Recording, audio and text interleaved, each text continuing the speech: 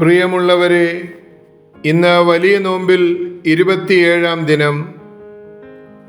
ധനത്തിൻ്റെ ക്ഷണികത. ഒരിക്കൽ ധനികനായൊരു മനുഷ്യൻ ഗുരുനാനാക്കിനെ തൻ്റെ വീട്ടിൽ വിരുന്നിന് ക്ഷണിച്ചു.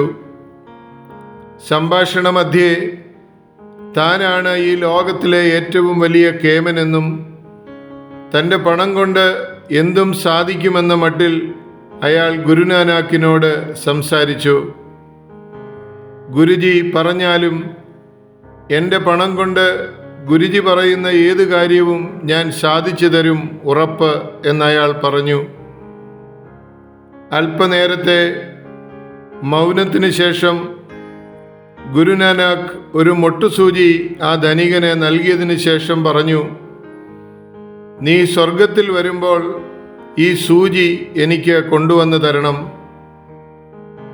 അത്ഭുതത്തോടെ ആ ധനികൻ പ്രതിവചിച്ചു, അതെങ്ങനെയാണ് ഗുരുജി?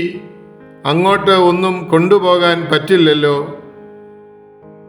ഗുരുനാനാക്ക് ആ ധനികനോട് ഇപ്രകാരം പറഞ്ഞു, ഒരു സൂചി പോലും അങ്ങോട്ട് കൊണ്ടുപോകാൻ പറ്റില്ലെങ്കിൽ പിന്നെ നിന്റെ ഈ ധനം കൊണ്ടൊക്കെ എന്ത് പ്രയോജനം?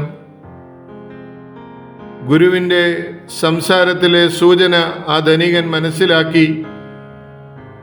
എന്നോട് ക്ഷമിക്കണം ഗുരുജി, എൻ്റെ അഹങ്കാരത്താൽ ഞാൻ പറഞ്ഞ വിവരക്കേട് ക്ഷമിക്കണം. ഇനിമേലിൽ എൻ്റെ ധനം ഞാൻ നല്ല കാര്യങ്ങൾക്കായി മാത്രം വിനിയോഗിച്ചു കൊള്ളാം എന്ന് അദ്ദേഹം പറഞ്ഞു.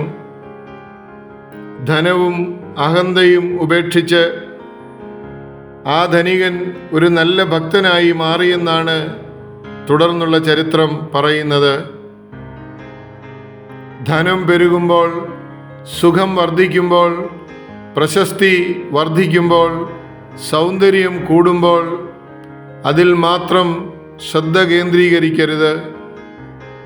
ധനമൊരിക്കലും ശാപമാണെന്നോ ധനമുള്ളവർ പാപികളാണെന്നോ വേദപുസ്തകം പഠിപ്പിക്കുന്നില്ല.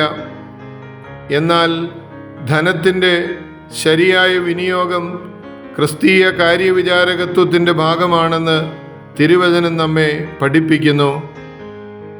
പ്രിയമുള്ളവരെ, ദൈവം നമ്മെ ഏൽപ്പിച്ചിട്ടുള്ള താലന്തുകളും സമ്പത്തും നന്നായി ഉപയോഗിക്കുന്നതിനും ധനത്തോടുള്ള അത്യാർത്തി മൂലം നിത്യത നഷ്ടപ്പെടുത്താതിരിക്കുന്നതിനും ഈ നോമ്പുകാലം നമ്മെ സഹായിക്കട്ടെ. അതിനുള്ള വിവേകവും വിനയവും ദൈവം നമുക്കേവർക്കും നൽകട്ടെ. സസ്നേഹം, ഈപ്പനച്ചൻ.